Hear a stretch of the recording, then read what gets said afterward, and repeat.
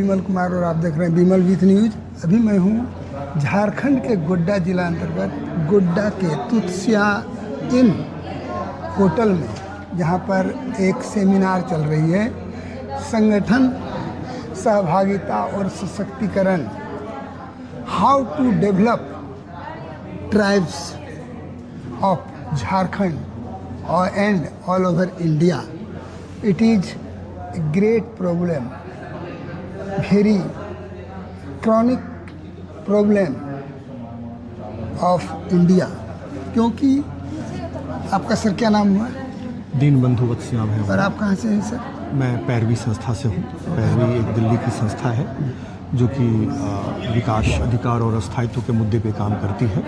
हम लोग समुदायों और छोटी संस्थाओं के सशक्तिकरण के लिए काम करते हैं, उनके लिए पब्लिक एडवोकेसी करते हैं इन मुद्दों पे, विकास, स्थायित्व और अधिकार के मुद्दों पे। यहाँ पे झारखंड में हम लोग पहाड़िया जनजाति के साथ काम कर रहे हैं लंबे समय से।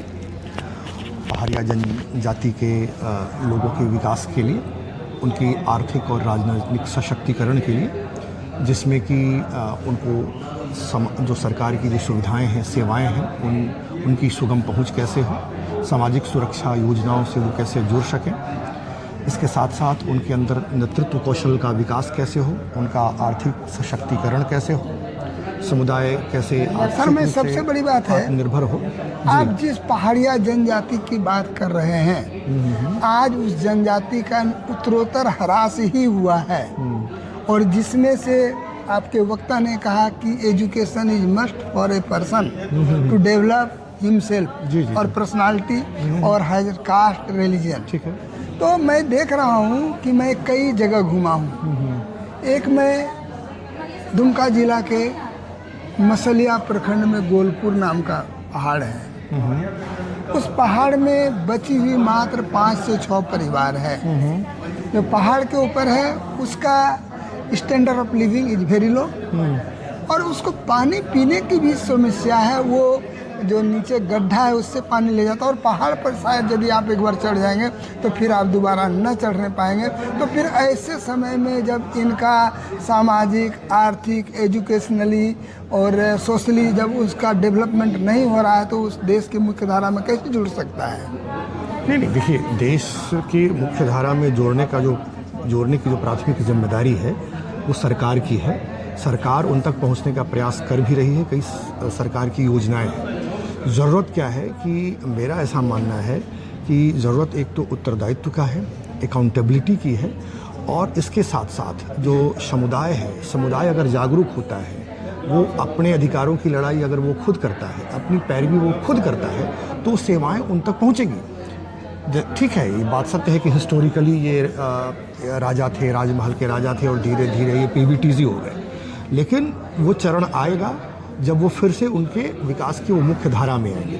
यहाँ एक चीज़ और समझने की ज़रूरत है। हम जिसको विकास की मुख्य धारा समझते हैं, वो भी एक समझने की ज़रूरत है कि वो उनका जो जीवन है वो जल, जंगल और ज़मीन पे आश्रित है।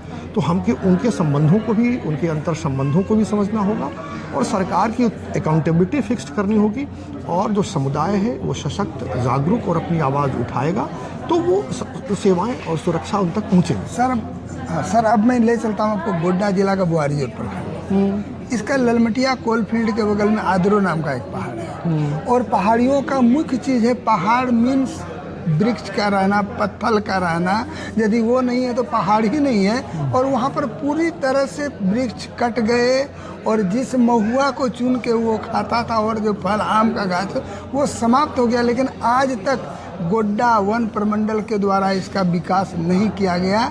हमें बड़ी अफसोस होती है। एकदम रिसेंटली देखिए, आप जो कह रहे हैं वो सही बात है। हमको थोड़े से इसके लिए ये भी समझना होगा, वैसे समुदाय जिनके जीवन की जो निर्भरता है वो जंगलों पे है, वो वन उत्पादों पे रहते हैं, और जंगल की जितनी उनकी समझ है उतनी हमारी नहीं है, और वो जंगल को समझते हैं और जंगल भी उनको समझता है।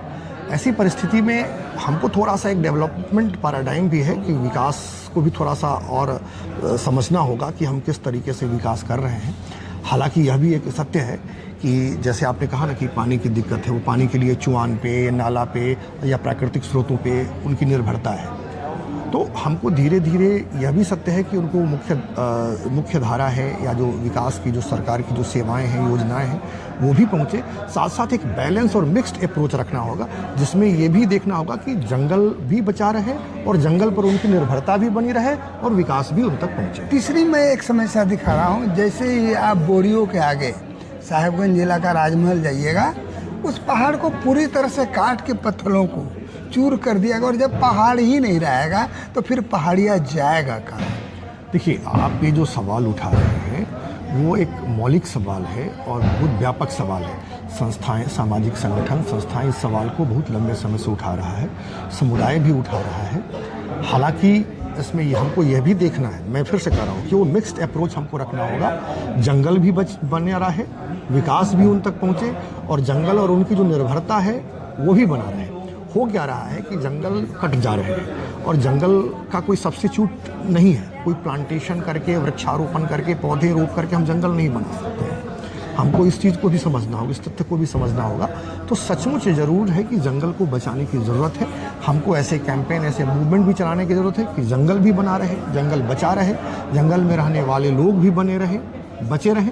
साथ साथ जो सरकार जिस तरह से उनको भी वहाँ भी जो सड़क है, बिजली है, पानी है, जो स्वास्थ्य सेवाएं हैं, शिक्षा हैं, उनकी सेवाएं पहुँचे, यह भी बेहद ज़रूरी है। ऐसा नहीं हो सकता है कि उन तक ये सेवाएं न पहुँचें और वो वो बिल्कुल जंगल पे डिपेंडेंट रहें और एक वर्ग बहुत विकसित हो जाए, सरकार की सेवाओं में उनका रिप्रेजेंटेशन हो और दूसरा वर्ग जो केवल जंगल पर निर्भर हो। जैसे मैंने आज अभी अपने कार्यक्रम में कहा कि पहाड़िया सबसे मूलवासी हैं यहाँ के, झारखंड के, लेकिन झारखंड के लोकसभा में, विधानसभा और झारखंड से जो राज्यसभा के सदस्य निर्वाचित होते हैं, उसमें न पिछले टर्म में कोई एक सदस्य था और न इस टर्म में कोई सदस्य है। तो पॉलिटिकल रिप्रेजेंटेशन की भी एक बात है। सर, आपको एक चीज़ मैं पूछना चाहता हूँ कि कहता पर्यावरण विज्ञान का एक सिद्धांत कहता जितनी तेज़ी से विकास होगा उतनी ही तेज़ी से पर्यावरण का विनाश होगा। तो हम विनाश करके यदि विकास कर लेते हैं तो हमारा वो जो पहाड़ में रहने वाली जनजाति में क्या होगा? मैं समझ रहा हूँ, आप हर बार वही एक सवाल पूछ रहे हैं। मैं फिर से कह रहा हूँ कि हमको बैलेंस्ड और मिक्स्ड अप्रोच रखना होगा। जंगल भी बनना ज़रूरी है, जंगल बचना भी ज़रूरी है, जंगल के रहने वाले लोग भी ज़रूरी हैं। तो एक बैलेंस्ड और मिक्स्ड अप्रोच रखने की ज़रूरत है। हम बिल्कुल एक हार्ड लाइन एक तरफ से लेना हमारे समझ से ऐसी कोई ज़रूरी चीज़ नहीं है। हम सरकार से रिक्वेस्ट कर सकते हैं? नहीं, हम सरकार से रिक्वेस्ट नहीं कर सकते, हम सरकार से पर दबाव बना सकते हैं, सरकार पे अपनी बात रख सकते हैं। लेकिन सवाल यही है कि जिसकी लड़ाई उसी की अगुवाई, हमको यह चीज़ समझना होगा। और ये जो कार्यशाला आज पैरवी की ओर से आयोजित हो, वो इसीलिए आयोजित है कि वो कैसे संगठित हो।